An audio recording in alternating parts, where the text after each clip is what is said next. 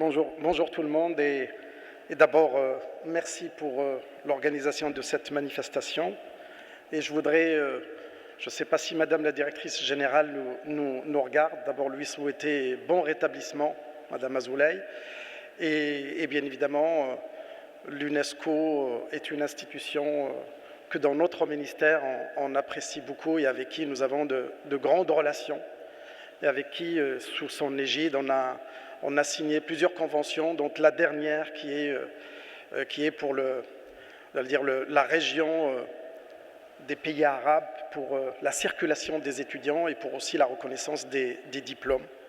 Et puis au Conseil de gouvernement, on vient de valider également celle de l'Afrique. Je voudrais tout d'abord souhaiter à toutes nos femmes une belle fête. Et je dirais, mon rêve, c'est qu'on ne fête plus cette journée. Ça veut dire qu'on aura atteint la parité, qu'on aura atteint l'égalité, mais je pense qu'on a de longs mois et de longues années devant nous, parce que si vous regardez les statistiques des Nations Unies, ou en tout cas les travaux des Nations Unies concernant le développement économique des femmes, dans notre région, le Maghreb et les pays arabes, il nous faut encore 154 ans, si on continue sur ce rythme, pour que la femme devienne l'égale de l'homme sur le plan économique. Encore une fois, ce chiffre ne dit rien, mais si on le compare à nos amis européens, il leur faut 74 ans. Et donc, bien évidemment, je pense que le retard, je parle que sur le plan économique, bien évidemment, je ne parle pas des autres situations, mais nous savons que le côté économique permet bien évidemment de réduire ce gap et d'atteindre cette équité et cette égalité. Bien évidemment, le sujet, comme vous l'avez rappelé, le sujet est un sujet très important pour notre ministère. Je dis bien le ministère de l'Enseignement supérieur qui regroupe aujourd'hui plus de 1 200 000 étudiants et bien évidemment plus de 20 000 enseignants-chercheurs et plus de 15 000 personnels administratifs et techniques à l'échelle nationale, que ce soit dans le public ou dans le privé.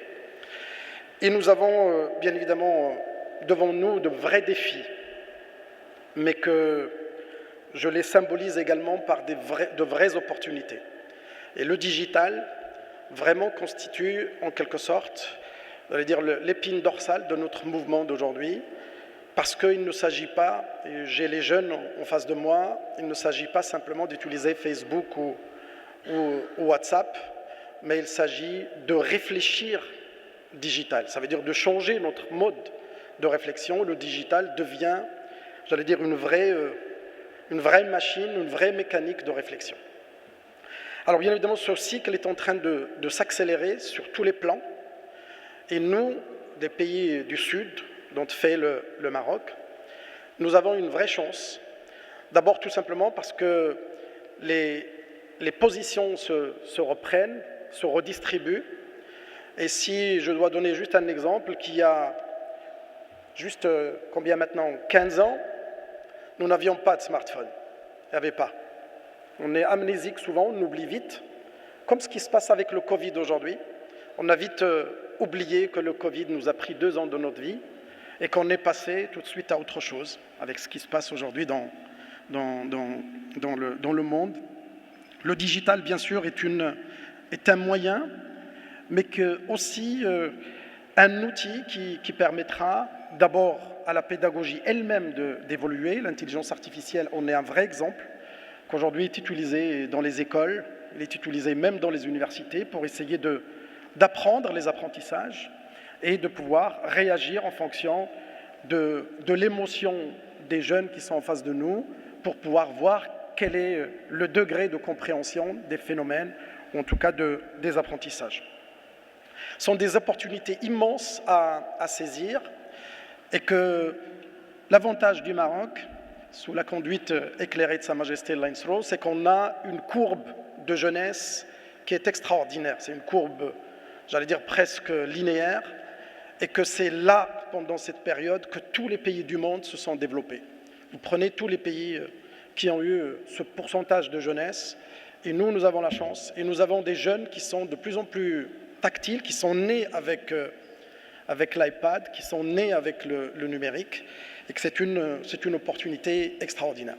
Ce que nous faisons dans notre ministère, et ce que nous allons continuer encore à amplifier, c'est de mettre le numérique et tout ce qui est hybridation au cœur de nos formations, mais également approfondir encore la recherche dans ce domaine. Et là, je voudrais remercier toutes les universités qui ont fait des efforts, dont l'UM6P, mais j'en profite, il y a également l'Université internationale de Rabat, mais il y a l'Université Mohamed V. Toutes les universités marocaines ont mis en place un certain nombre de formations, dans tout ce qui est data science, dans tout ce qui est intelligence artificielle, mais ils ont introduit également le numérique dans leur formation, mais également dans leur mode de gestion, dans leur mode pédagogique.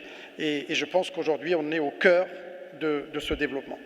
Je voudrais profiter de cette occasion pour dire ce que nous faisons aujourd'hui dans l'enseignement supérieur marocain. Nous avons initié un processus de co-construction, même si, bien évidemment, nous savons que toutes les propositions existent, que ce soit par le Conseil supérieur de l'enseignement et de la recherche, qui a déjà mis en place un certain nombre de rapports avec un certain nombre de recommandations qui sont très judicieuses, et que nous avons également le nouveau modèle avec le rapport que vous avez tous lu et qui, bien évidemment, donne les perspectives de ce que devrait être le système de l'enseignement supérieur, de la recherche et de l'innovation marocain. Mais nous avons essayé encore de pouvoir partager les grandes lignes de la feuille de route de notre gouvernement en ce qui concerne l'enseignement supérieur, la recherche et l'innovation. Et nous avons mis en place des assises qui, bien évidemment, avec des ateliers qui les préparent, et ces assises régionales vont pouvoir nous donner des synthèses sur ce que devrait être la région, ce que devrait être l'université dans la région, et tout l'écosystème régional, comment l'université va pouvoir agir sur le développement économique et sociétal de nos régions.